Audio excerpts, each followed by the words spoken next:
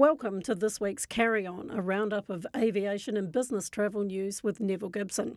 Welcome, Nevil. So first up, AirAsia X has welcomed a change in Malaysia's safety rating.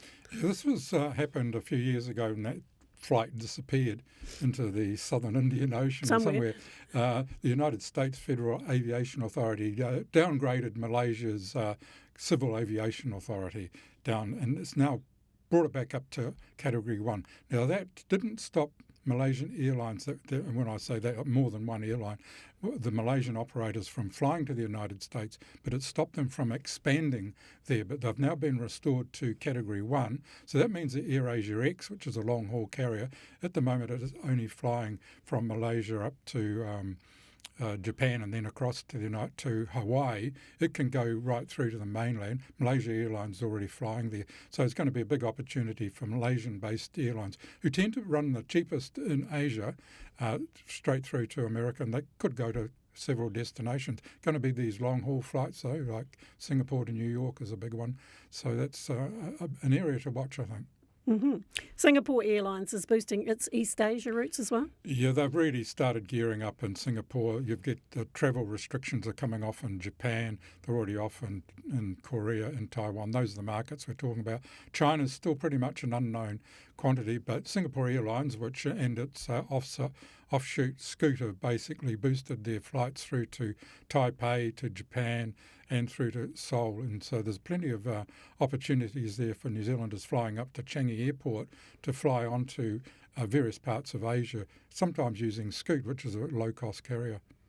So what's the story with United Airlines, which has carried out its New York JFK airport threat? Yeah, we mentioned that a couple of weeks ago that they wanted some extra slots. At the moment, believe it or not, United Airlines, the second largest carrier in the United States, has only 4 flights into JFK airport. It operates mainly out of Newark.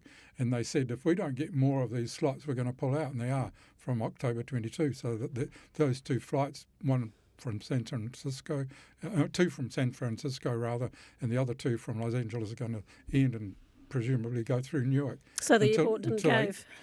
They haven't caved in yet. The talks are still continuing, but I imagine that someone will have to give way. Air New Zealand gets into JFK, no problem at all. The US has approved Delta's joint venture with the Latin American airlines. What's the thinking behind that? This is the LATAM group, which has got subsidiary airlines in 6 different countries of South America, including, in one of them, the Chile operation comes through Auckland to Sydney.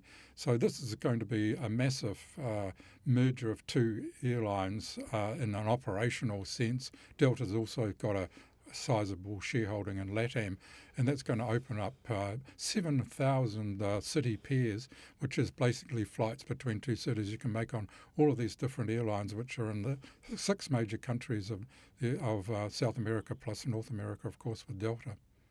And just finally, Nevil, American Airlines has unveiled new business class suites. The American Airlines coming back here at the end of this month, flying from Dallas-Fort Worth, rather than Los Angeles this time, but they've unveiled a new, what they call a flagship suites in their Dreamliners, and they're the aircraft that are going to be flying here.